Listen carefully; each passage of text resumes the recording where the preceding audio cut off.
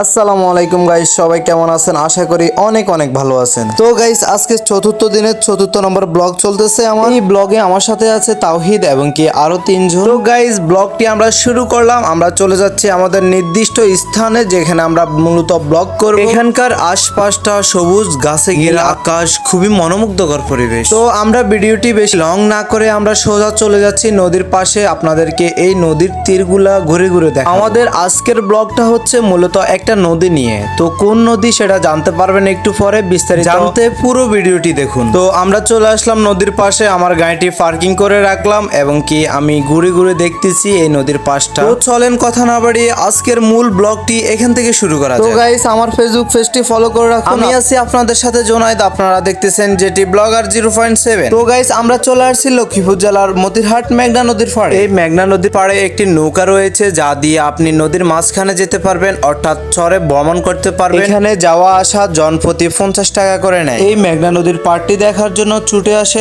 অনেক পর্যটক। প্রতি বছর এখানে দেখা যায় অনেক লোকের ভিড়। সাধারণত ঈদের সময় দেখা যায় অনেক মানুষের ভিড়। ঈদ ছাড়াও এই মেঘনা নদীর তীরটি দেখার জন্য হাজারো পর্যটক ছুটে আসে। চলুন আপনারা দেখুন আর উপভোগ করুন।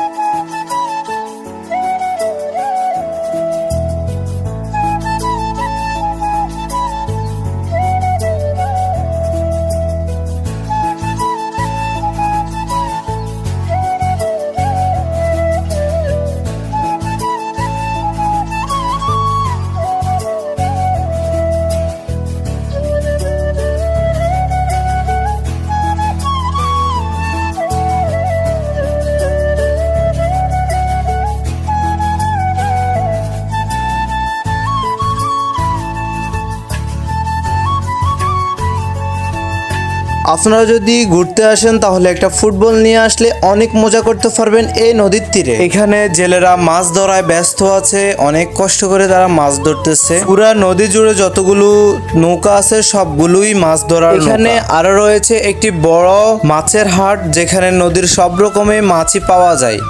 এখানেও অনেক মানুষ থাকে ভিড়ে মাছ নেওয়ার জন্য। এখানে আরো অনেক জেলেরা রয়েছে যারা মাছ ধরার প্রস্তুতি নিচ্ছে, আর একজন লোক এখানে ওযু করতেছে। আল্লাহ সবাইকে 5 ওয়াক্ত নামাজ পড়ার তৌফিক দান করুন। তো আমরা মোটামুটি এখানে সব পাশটাই ঘুরে দেখলাম। এখন আমরা যাওয়ার পথে আমরা চলে যাচ্ছি, কারণ আকাশের পরিস্থিতি খুবই খারাপ, যে কোনো সময় ঝড় আসতে পারে। তো আমি আমার বাইকটা এই জাম থেকে বের করে নিতেছি। ও ওর বাইকটা স্টার্ট দিয়ে দিছে, এখন আমি আমার বাইকটা স্টার্ট দিব এবং কি আমরা এখান থেকে বের হতে হবে। আকাশের পরিস্থিতি খুবই খারাপ। তো আমার কাছে এই মতিরহাট মেঘনা ব্রিজটা অনেক ভালো লেগেছে। আকাশের পরিস্থিতি খারাপ হওয়ার কারণে আরো একটু ঘুরে দেখতে পারলাম না, আপনাদেরকেও আরো একটু ঘুরে দেখাতে পারলাম না। তো আপনারা একটু লক্ষ্য করলে বুঝতে পারবেন হালকা হালকা বৃষ্টি হচ্ছে, রাস্তাটা অনেক ভেজা। তো আমরা আজকের মতো এখান থেকে চলে যাচ্ছি। যাওয়ার পথে আমাদের সাথে এই কি ঘটলো, আমরা এখনো মতিরহাট বাজার থেকে বের হইতে পারিনি, তার মধ্যে এত বৃষ্টি চলে আসছে, এটা আমরা ভাবতেও পারিনি।